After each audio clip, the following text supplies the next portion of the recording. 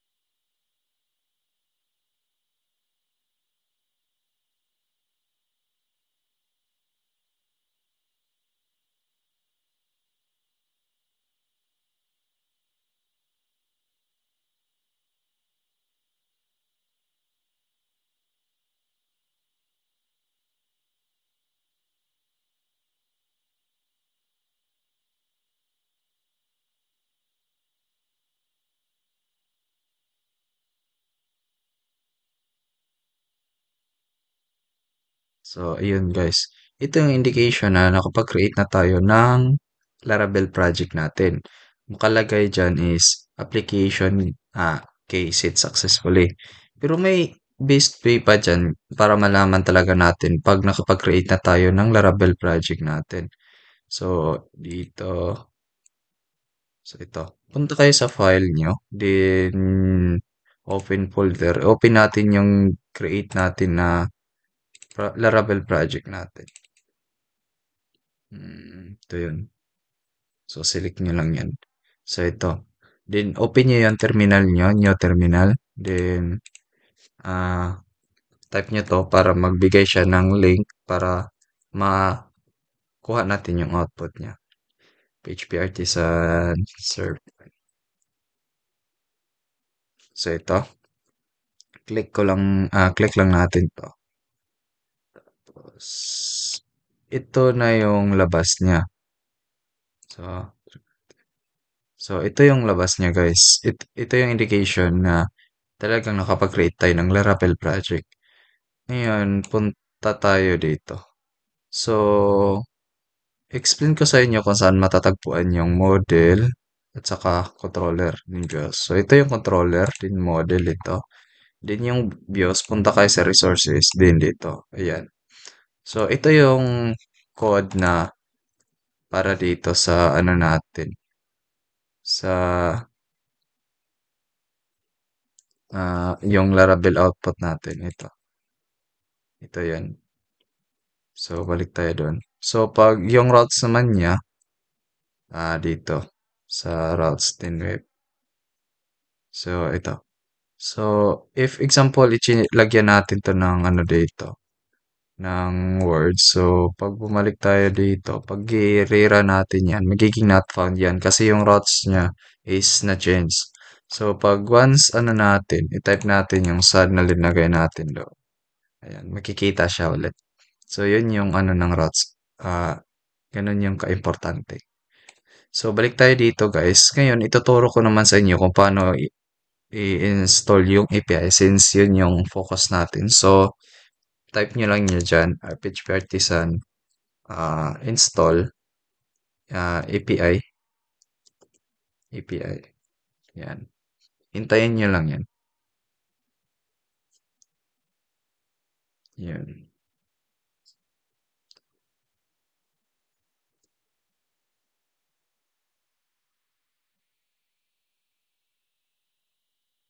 So, ayan. So, ngayon, may ask siya na question. Would you like to run? So, just type no lang. Yan. So, makikita nyo dito na kapag-create na tayo ng new routes natin na API. So, mamaya explain ko yan sa inyo kung ano ang importansya niyan. So, balik tayo since, ano guys, since ang mission natin is makapaggawa tayo ng system na naka-API tapos CRUD. So, need natin magawa ngayon. I-check natin yung database natin kung saan tayo mag-store ng data which is store like makapag-create, trade, then update, delete tayo. So, ganito yung pag-connect nyo ng database nyo. So, punta kayo ng .env, ayan, then doon sa config, then database, doon nyo lang. Yan. Ngayon, first is, since may SQL itong gamit natin, so, punta kayo yung doon sa SQL dito. So, punta kayo ulit muna dito. So, yung gagamitin ko na schema dito is yung Uniclinic namin na schema. So, try natin to i-change dito ng Uniclinic.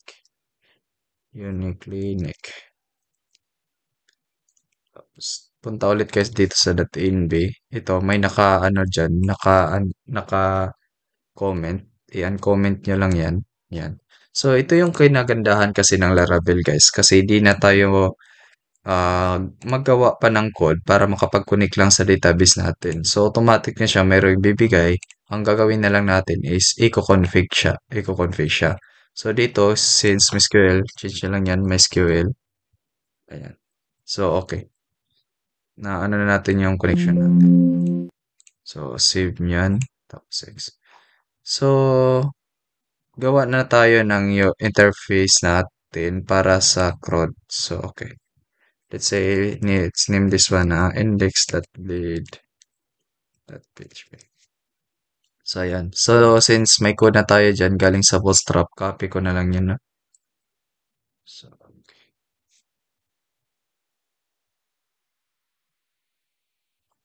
So, try natin siya pala, ano yung output niya kung ano. So, let's say, gumawa tayo ng controller natin para i-request i-return tong main user interface natin. So, ganito yung paggawa ng controller. Make controller. Uh, let's say task controller. So, bakit task controller? Kasi yung main goal natin ngayon is makakapag-add tayo ng ah, task, description ng task, then deadline ng task. So, anong error? PHP artisan make controller.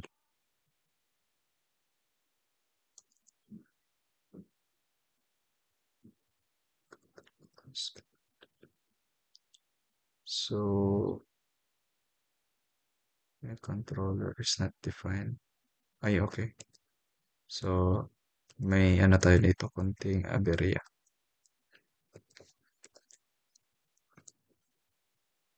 So, ayun, punta tayo doon sa ano natin.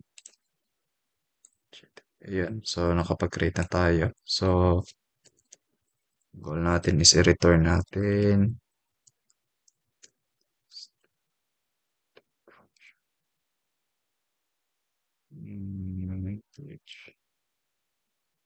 Ayan. Tapos, let's say, return natin si view. So, sino na view i-return natin, which is ito, si index.php. So, lagay nyo lang dyan is index lang. Tapos, gawa tayo ng routes natin. Routes. URL natin para dyan is, say, task lang. Then, call natin yung task controller natin. Tapos, class. Then, call natin yung nag-return ng ating .index. Ayan. So, ito. So, try natin siya i-run. Dito. So, let's say, task. So, ayan. Nandito na siya. So, ngayon, wala pa tong CSS. I-add natin yung CSS niya. Sa paggawa niyo ng CSS, guys, punta kayo sa ano nyo, public dito. Then, dyan, gawa kayo ng new folder para malinis siya tingnan. Then, sa loob ng web, gawa tayo ng folder na CSS. Then, sa loob ng CSS, doon tayo gawa ng file na CSS. Say task.css. Ayan. So, pagdating nyo dito, so may code na tayo doon, no? Ayan. So, sa pag-call niyan, guys, ganito, href asset, then web code. So, say task. So, balik tayo doon. Try natin kung nabasa siya. So, ayan, nabasa. So, ngayon, ang purpose natin is maggawa ng API. So, punta ulit tayo doon sa code natin. Ayan. So, dito, sa paggawa ng simple RESTful API, need nyo install yung API. So, so nakapag-install na tayo. So, punta tayo dito.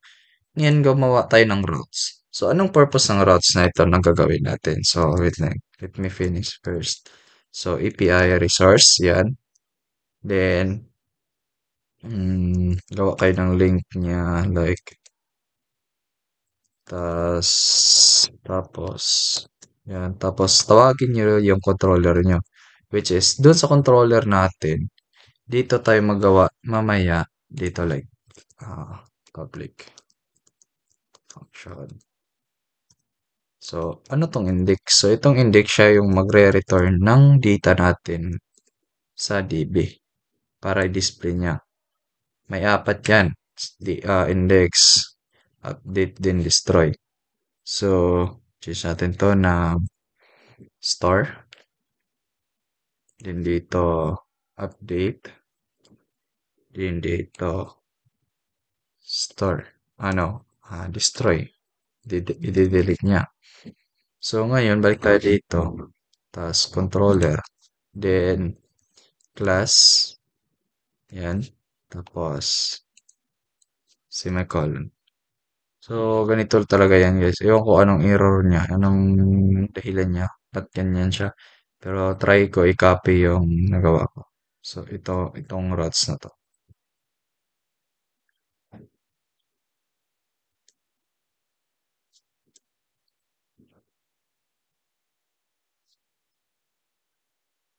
So, di ba? Hindi siya nag-error. So, after natin makapaggawa niyan, so anong ibig sabihin nito? So, itong routes na to guys is automatically generate all necessary routes for a RESTful API resource natin. So, try natin siya. So, PHP, type nyo dito, artisan, mm, route list. So, ayan. So, ito yung binigay niya na mga list. So, ito na mga list, guys. Ito yung gagamitin natin sa pag-fetch ng data mamaya para i-allow niya doon sa system natin na gagawin natin. So, okay. Ngayon, ano muna tayo dito sa store. So, ang first na gagawin dyan is i-validate muna natin yung mga gipang input ni user. So, validated, say validated, ah, may nakalimutan tayo ulit. Request, request, request, ah, validate natin siya.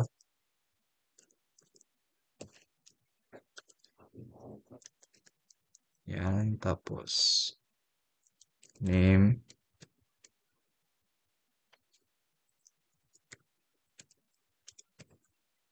required siya. Then, nakapag-migrate na ba tayo, guys? So, hindi pa pala tayo nakapag-migrate yung master na ating data. So, gumawa muna tayo ng model natin. So, PHP artisan, make model, tapos, model.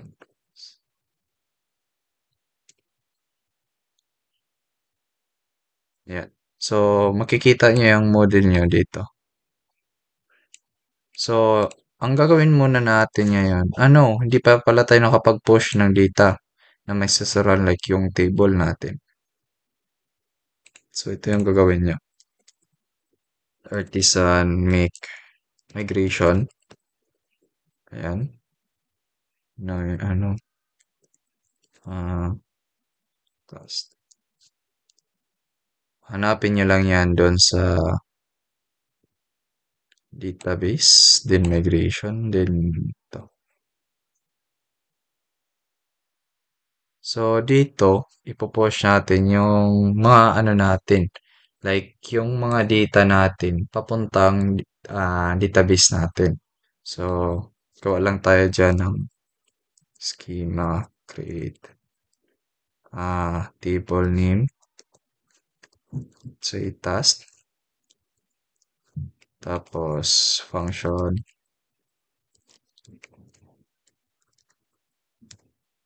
blueprint. Then, tawagin na siya sa table.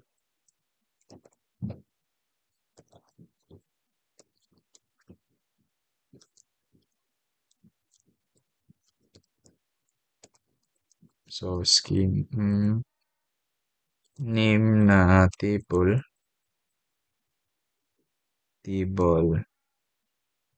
sa ID.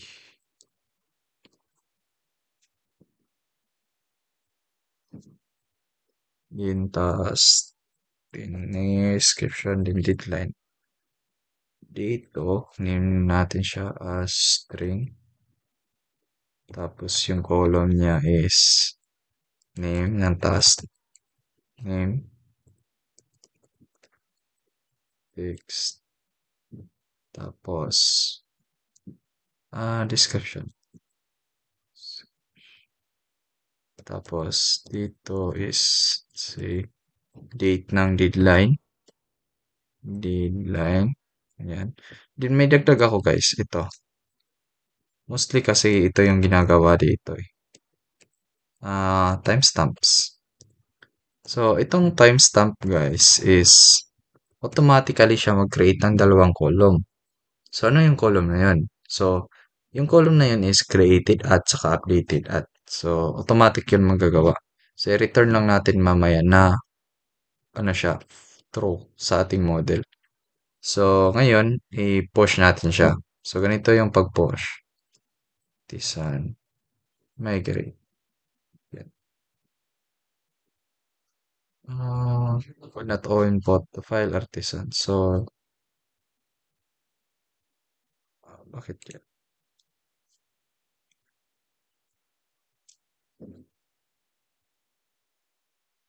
Yan. Naka-fill daw. So, check natin dito. Mayroon na daw tayong delete muna natin. So, clear. Artisan, migrate natin siya. So, ayun. Kapag na-migrate na yung main natin ito. So, balik tayo doon sa database natin. Check natin kung na-push na ba yun.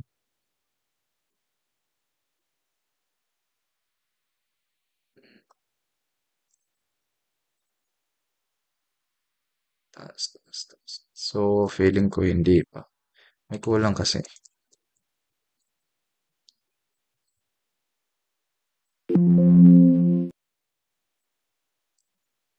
So, schema, drop effects is so, check natin. So, migrate. Natin to migrate na doon.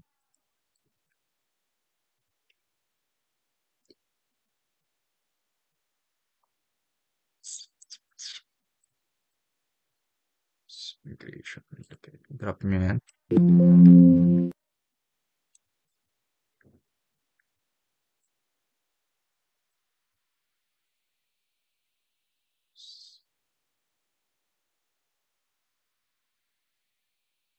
Gusto natin. So, sorry.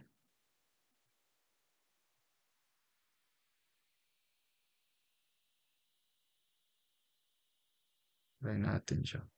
Check natin siya. So, ayan, nandito na. So, ito na, na-push na natin. So, ito yung mapag-store natin ng ating data. So, okay. Focus tayo dito na naman. So, ilagay natin is string dito. Tapos, naka-max yun eh. Max 255. Tapos, dito is description, description.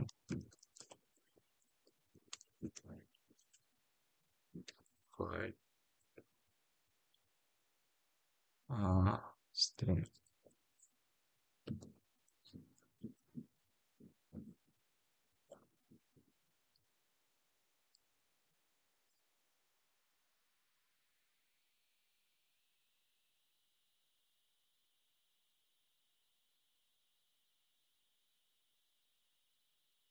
Wait, wait.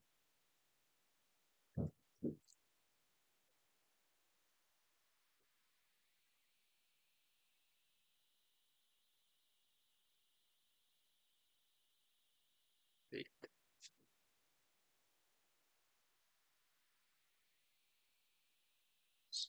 Semicolon. So, if validated siya na siya, so may storean yan. Papunta sa ating task model. So, di pa tayo mayroon na pa tayo, hindi pa tayo may nakalimutan tayo. So, ito. So, kung ano yung nandito guys, yun yung ilalagay natin dito. So, protected. Yan. Keyboard. Task. Tama ba? Name ng table natin task. So, tapos protected. Ah, primary key.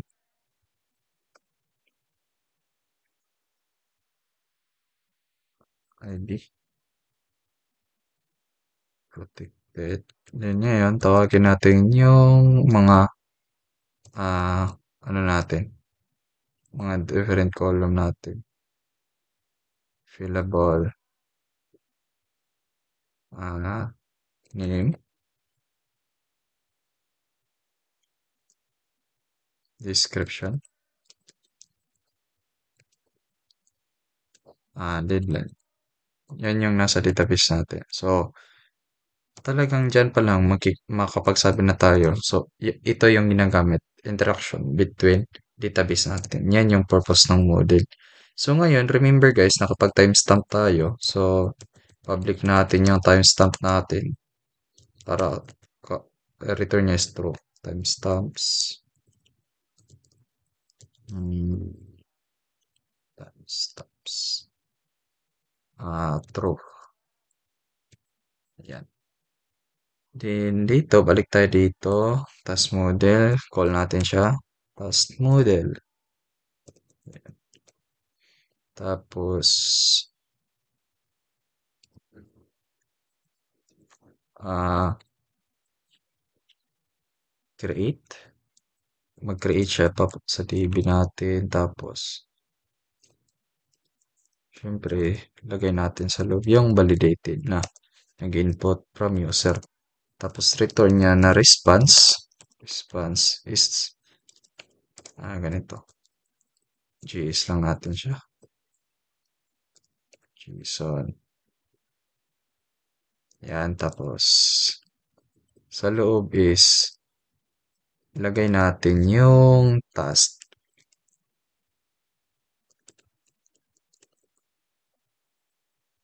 Tapos, to one. Status. So, ang next natin gagawin is i-fetch natin yung data. So, ito na yung dito mangyayari yung API. So, gawa tayo ng script. So, sa ganito, ah like, dito na mag-fetch na data, nagagamitin natin na route is yung binigay dito. Ito. So, may ano na tayo niyan sa fetch.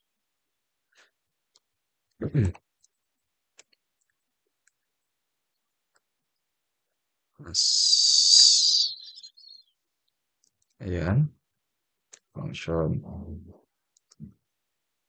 Name ng function sample task add.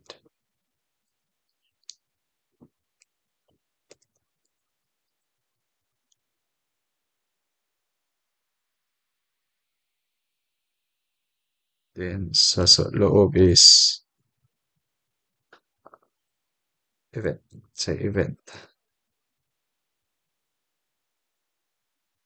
So try natin to ano niya.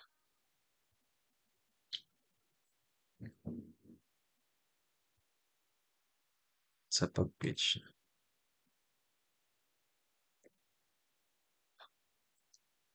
So saan tong document sa form? So ito yon ID natin doon sa form natin kung saan tayo makakapag-add. So ito. Yan. My form. So ito. Tapos ito naman, ito yung routes na ibibigay niya. So ito. Ito yan. So, ang method niya, siyempre, mag-start tayo. So, post, ito yan. Yan. Tapos, ang ano naman, ang ibig sabihin nito guys, content type, application, JSON.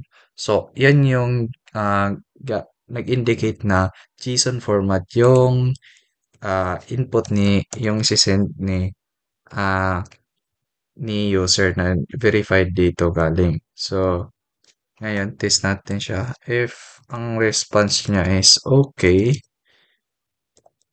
response that okay. Siyempre, ang gagawin niyan dito, yung form natin, i-reset niya para wala nang matira doon. Tapos, ang alert niya, successful yung data.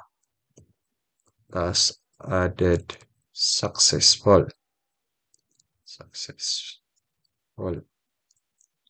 Tapos, let's say window dot allocation dot reload.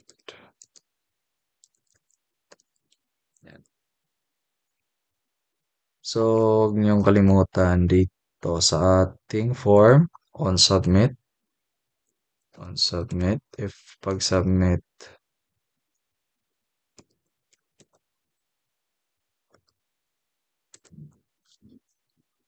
on submit event,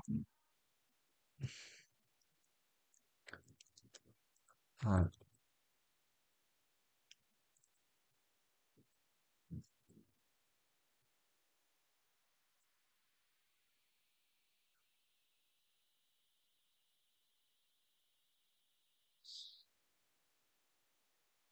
check natin siya.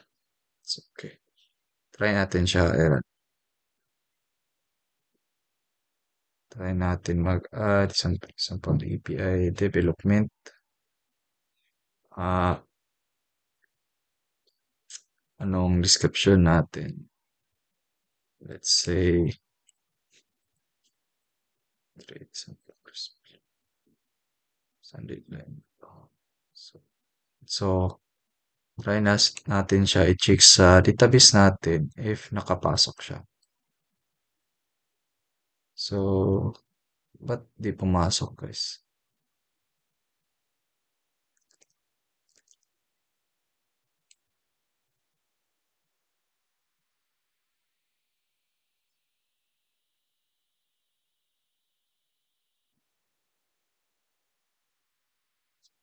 Yun mo nga.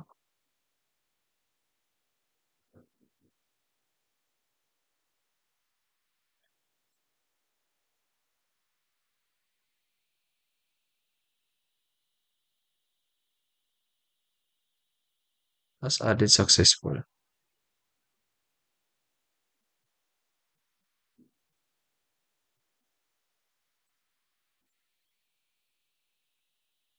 Ay, hindi tayo nakapaglagay ng ano, guys, ng default na check natin.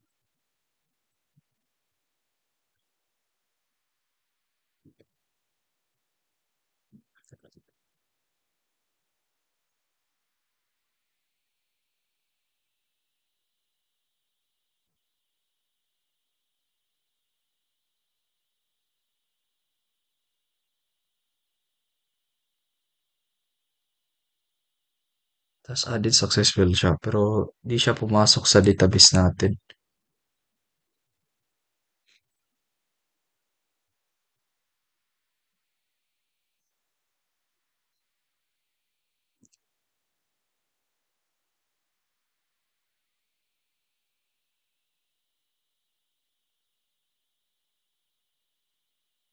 Nakakataka naman, no?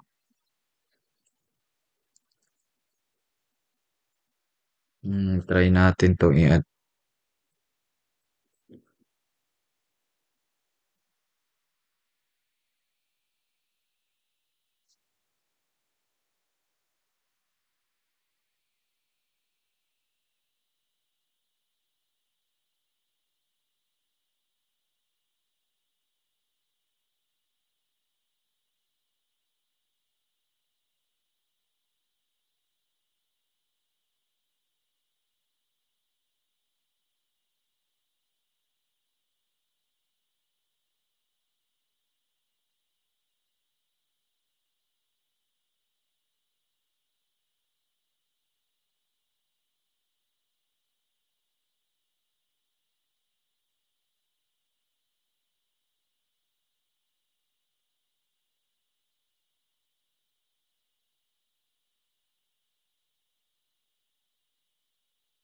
Tas added successful.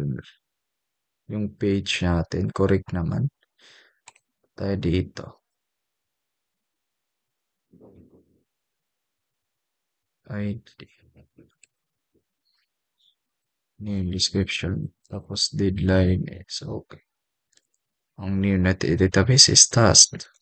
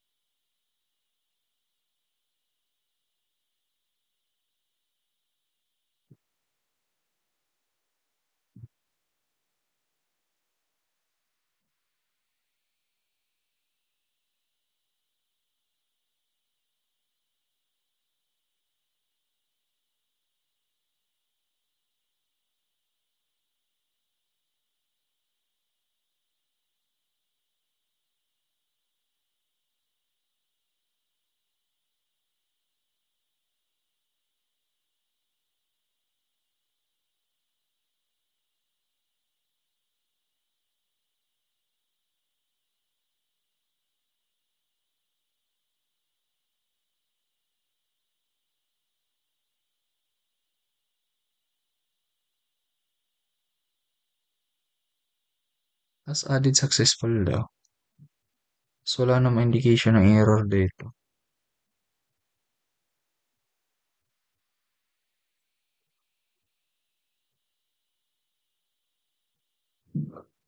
So, pagpunta natin sa database natin, walang data.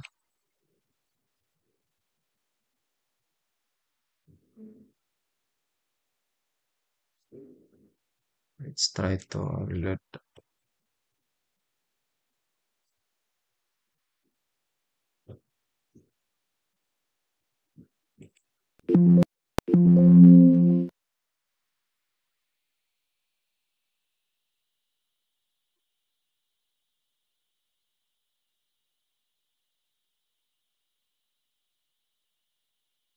Name, description, deadline created at. Name, description, tapos deadline. Naka-timestamp tayo ng true. Timestamps. True. Tingnan natin.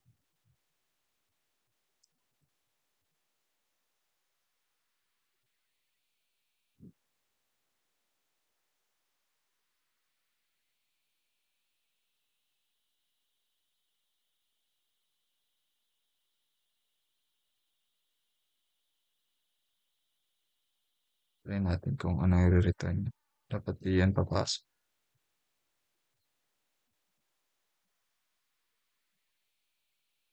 What? Ano naman to?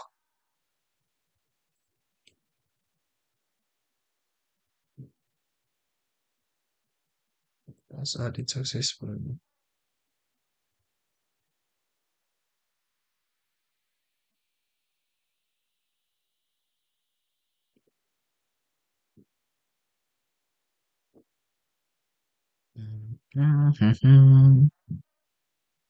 Si task model ito, validate niya yung input string.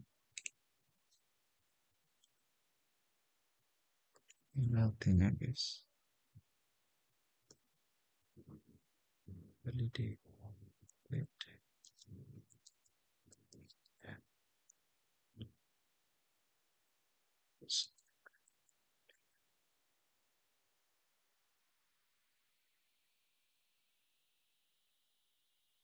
Submit natin. Ayun. So, dun munti. Parang may ano tayo dun May mali tayo dun. Sorry guys. So, ayun, nakapag-store na tayo ng data natin, no? So, after nyan, ulit balik tayo. So, ang goal natin is palabasin natin yung store natin dito. So, i-fetch natin gamit yung route ni API na ito. Ito guys. Ito. So, dito, ilagay lang natin yon. Tawagin natin si task natin na model. Palabasin natin lahat. Say task. Task model. Task model. Ayan. Tapos, ah, git lang. Kunin natin lahat. So, ang return niya na response. Response. Ah, naka-JSON pa rin. JSON. Tapos, pasok lang natin yung task.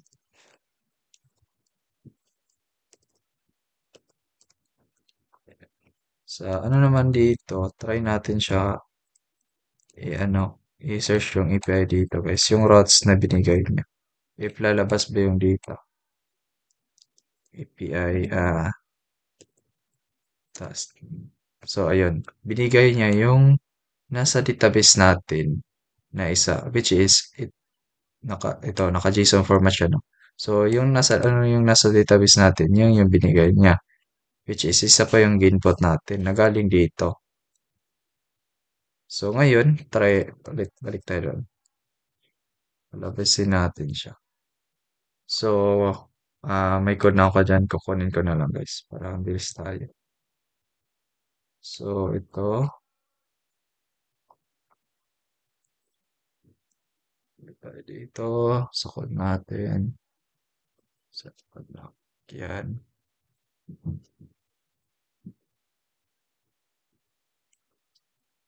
Feature appointments. So, huwag natin kalimutan ito. Yan, which is nag-indicate siya as index. Engine description. Try natin siya. Lalabas. So, no, kasi hindi na, may kulang tayo. Kung paano i-fetch yung mga data na input.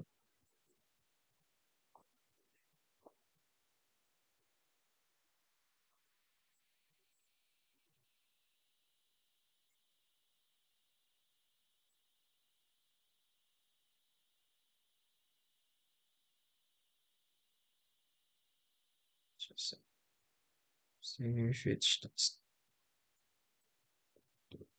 Ito. Ayan, nandito na yung data kanina. So, ang goal naman natin ngayon is i-update siya. So, i-update natin. So, punta tayo dito. Sa update naman natin, guys, like, every select ni data is ma-update siya by ID niya. So, ito yung binigay niya, put or patch.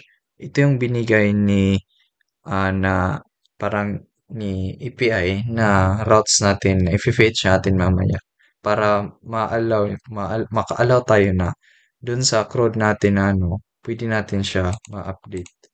So, punta tayo dito ulit. Tapos, update, requested. Request natin, syempre. Request. Tapos, dito, call natin si task model. Tapos, task. Say task para mabilisan na yan. Okay. Tapos, dito, validate. Copy na lang natin to.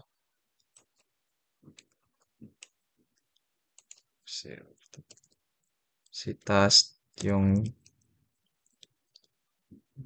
is itong model natin dito.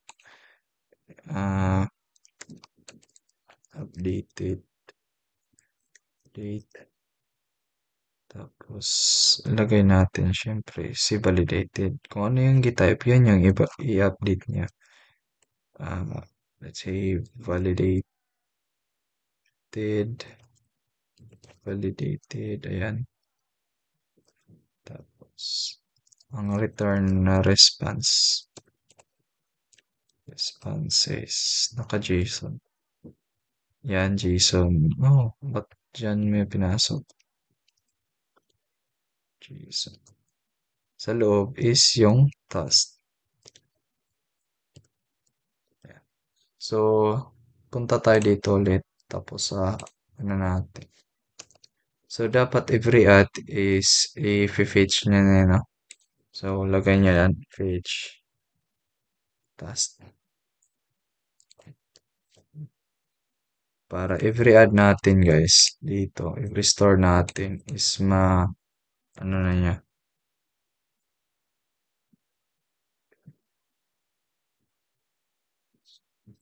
Yan, process successful. So, ito, nakapag-add na tayo.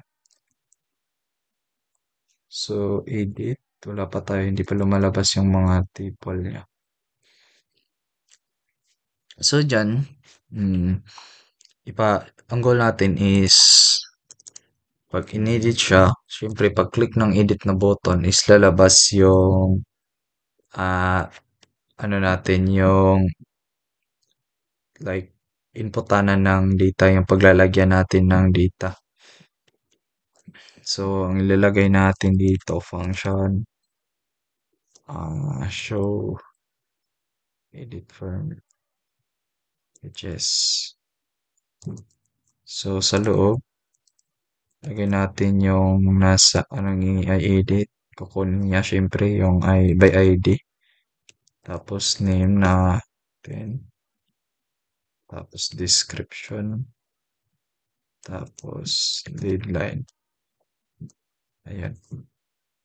Tapos dito, document, document get by ID, element by ID. Tapos sa loob is edited, edited, plus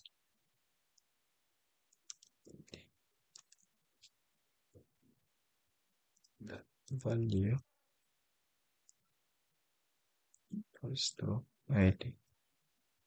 So, saan yan nanggaling? So, from itong deleted task ID natin is, meron yung modal sa task. Ito yung edit form ni Chess ito. Edited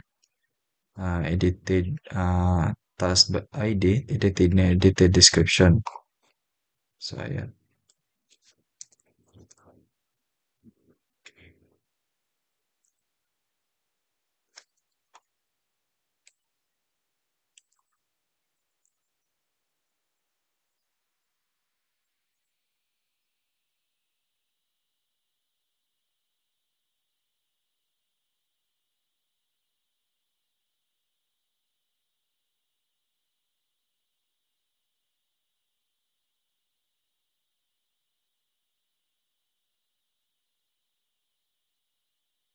So, pag-edit niya, new bootstrap natin.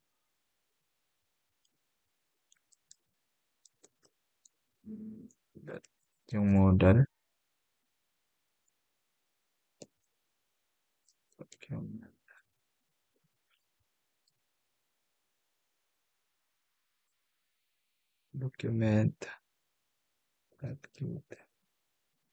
Element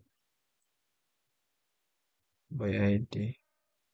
Tapos yung edit form natin.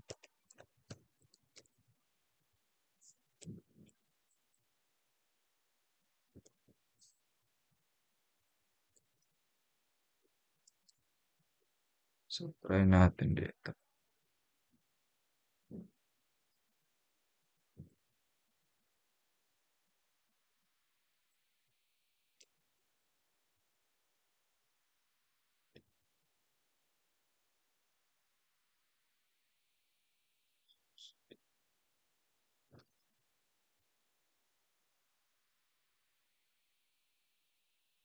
Edit form document get element by ID. Modal natin lalabas. Si bootstrap natin.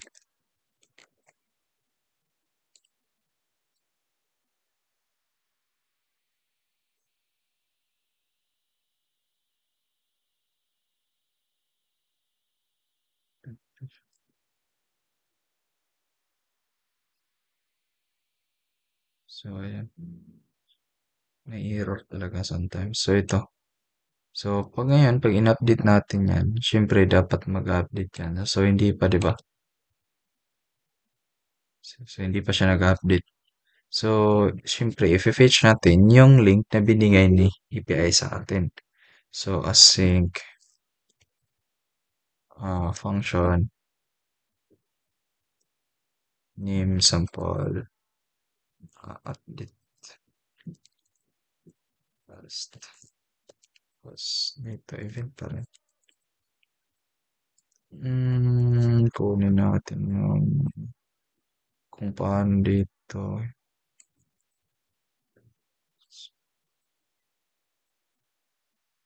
Yung connection. Event.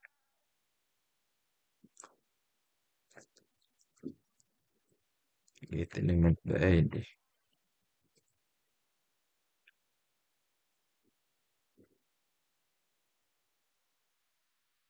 Okay, event. Tapos, cons equals to document that get element by ID. Ayan. Tapos, saan yun? Ito, edit. task ID. Sasama yan. Tapos, dot value.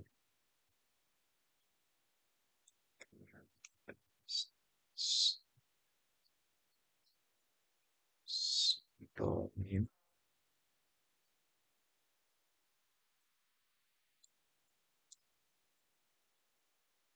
description.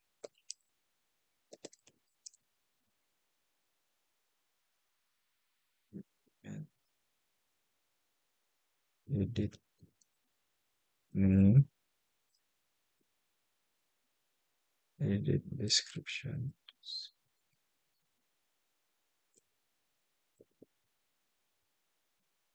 Edit deadline. Edit deadline. So, yung pag-fetch naman ng data natin dito is by ID siya. So, ano yung linagay ito? Update task. So, copy natin yan. So, no. Guys. Copy nyo lang yan, guys. Tapos, yan. Tapos sa loob yan, guys, is ID. Lagay nyo ng ID. Kasi magbe-base tayo sa ID na i-update niya. If ang response, guys, is, ano, ah, if ang response niya is tama, so, siyempre, copy na natin to.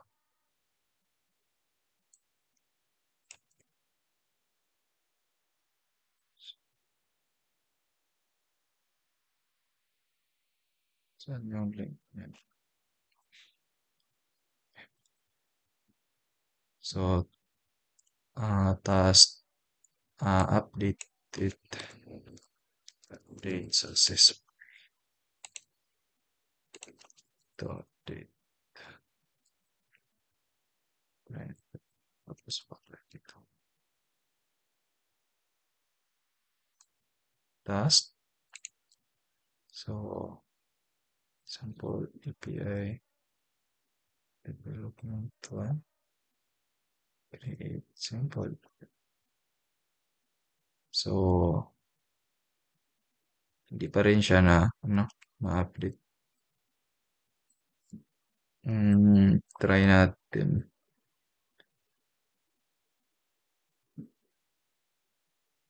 Ito. Siya. Ganyan natin.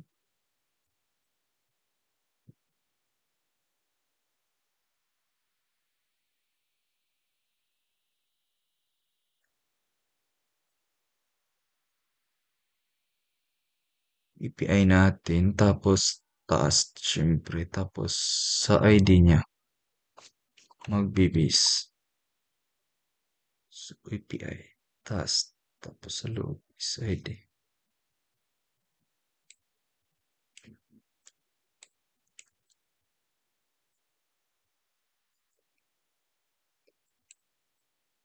Ito. So, try natin ulit.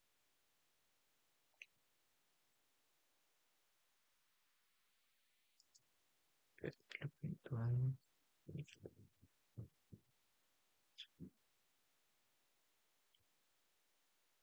Oh no, may nalimutan tayo guys. Dito sa form natin, pag on submit, ayan, equals, ah,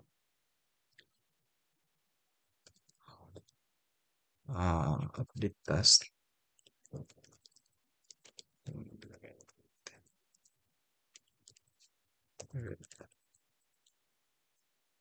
So, tama ba? Update task event. Okay. So, try natin siya ulit. API development one created. So, failed to update. Ano kayang dahilan? Bakit kaya? So, ang sabi, failed to update. Anong error? Try to debug. So, failed to load resource the server's API task. Oh no. So, di ba? Pag hindi tugma yung binigay ni API na routes, siyempre hindi talaga siya papasok.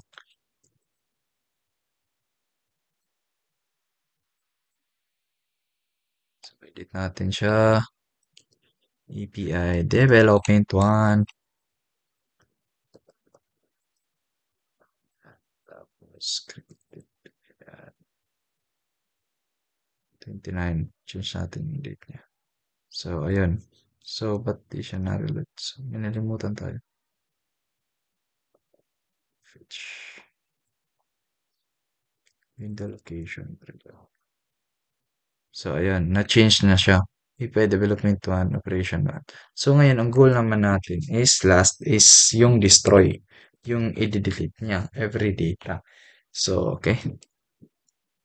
So, sa ganyan, like, every ID ito, every ID, yun lang yung i-delete niya. So, dito guys, let's say, yung, uh, let's say, mm, past, task, task model, tapos, example, delete.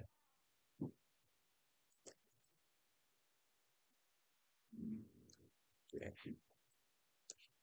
Tapos, ngayon, ang i-return na response, syempre, naka-JSON. JSON pa rin. Tapos, null. Kasi wala siyang coupon.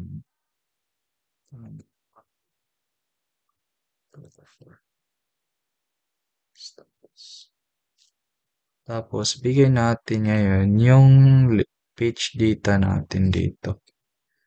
So, sa pag-fetch ng data sa delete,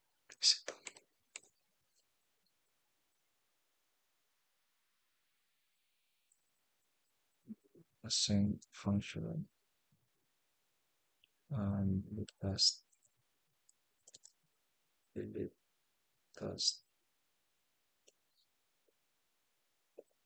event event. Yan. Um,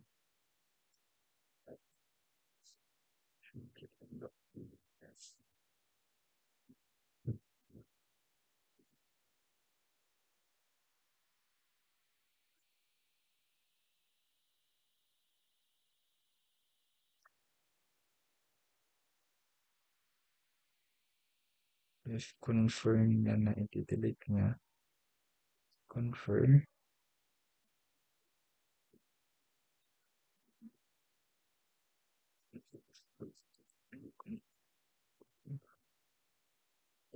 Tapos sa loob, are you sure? Tanong natin sa kanya. Eh, or gusto niya i-delete talaga. Sure, yo.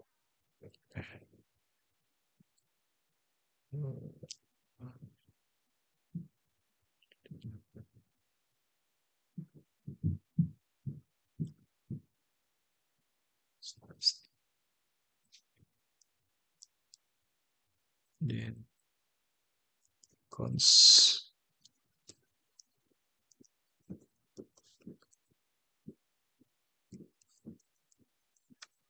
Response niya is fetch natin. So, fetch. Lagay natin yung URL niya.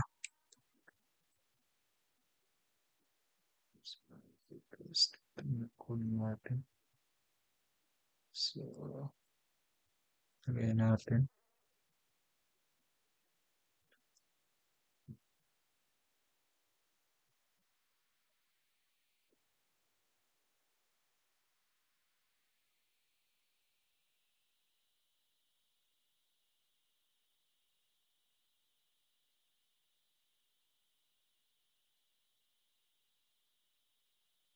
Lagyan lang dito guys. Ayan.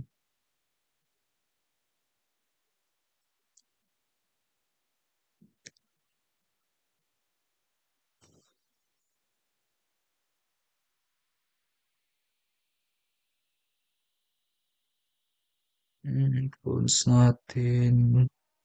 Ito.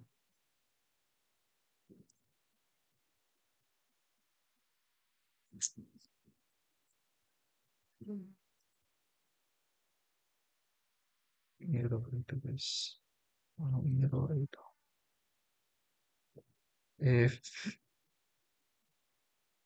if yung response is okay. So, yung fetch natin na fetch task, lalabas siya. Fetch task. Alert. Delete. Success.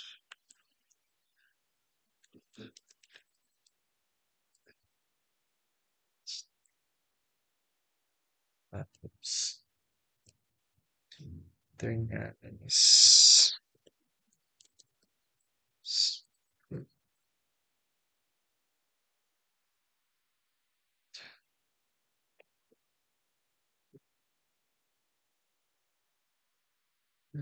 delete.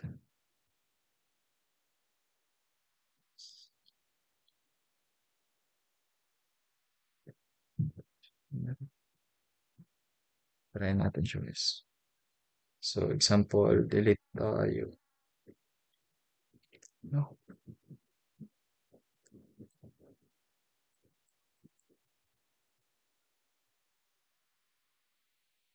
medyo nawala yun.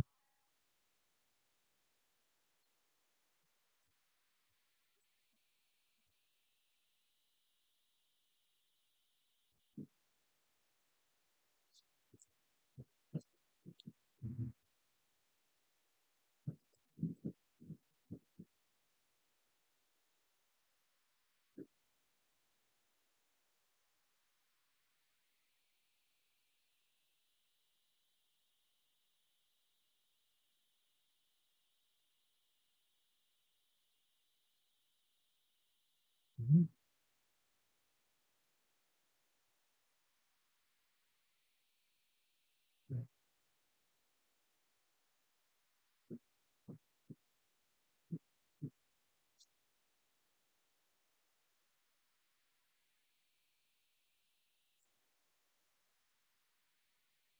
May nakalimutan ata tayo na ano,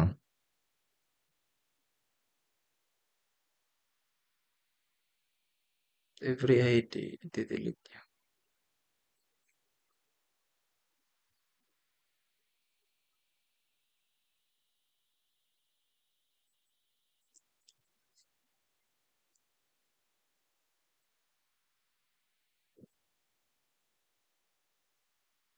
Unexpected token daw.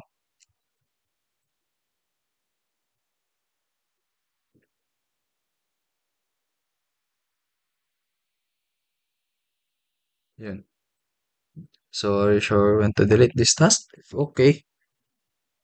Okay. Kaya hindi siya nag-delete. Failed to delete task. Try natin. So, anong error niya? So, I promise if I task failed to load the server.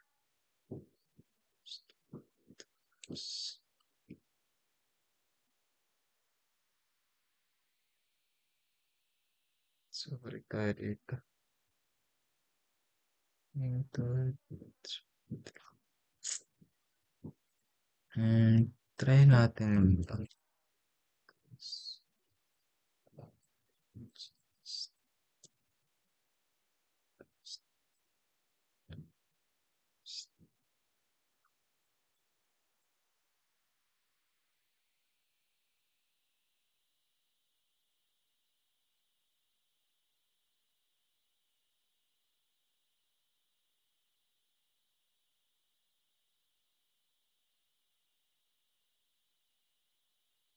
Okay, ang response niya.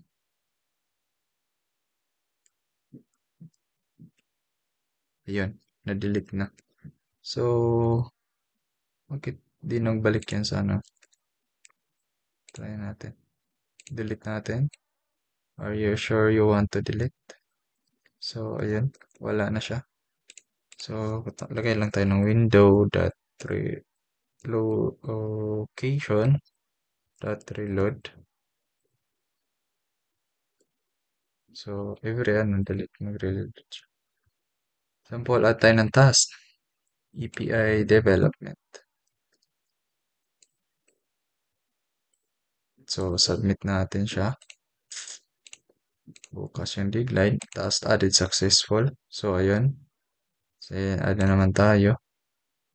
So, paano natin to, uh, like mag-start siya every console one. So, balik tayo dito saan ano natin, counting ito. So, lagay tayo ng lead, counter, kamaya. Ito ba yung list? Tapos, saan yung end ng ano natin? Counter, so, every ano niya.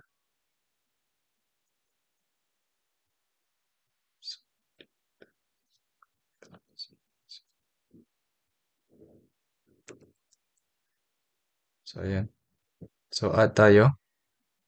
API development, tapos, yan. Yung date, 23. Tapos, successful. Ano naman tayo? Di ko alam. Di ko alam. ATK. Tapos yung pizza. Submit natin. So, example, edit natin yan. API development. To. Ito naman is create latest API. Tapos yung date, i-change natin to 30. So, yan. So, ito. After nyo ito na. Then, if example, magdi-delete tayo ng data. Example, okay, delete natin. Are you sure you want to delete? So, ayun. So, ayun. Delete na siya. Delete. And then delete. Sayang. So, ayun lang yung explanation ng ano guys, ng simple RESTful API. If mali yung pag-fetch mo ng dito sa Laravel, no? If mali yung pag-fetch mo ng data na galing na binigay niya sa routes is hindi niya i-allow na yung ano natin, yung user interface natin is hindi niya i-allow na makapagkuha siya ng data, makag-store siya ng data dun sa ano natin, sa model natin if yung fetch routes is mali. So, yun lang guys. Thank you for watching. I hope you have you will learn something on me guys. So, thank you guys. Bye bye.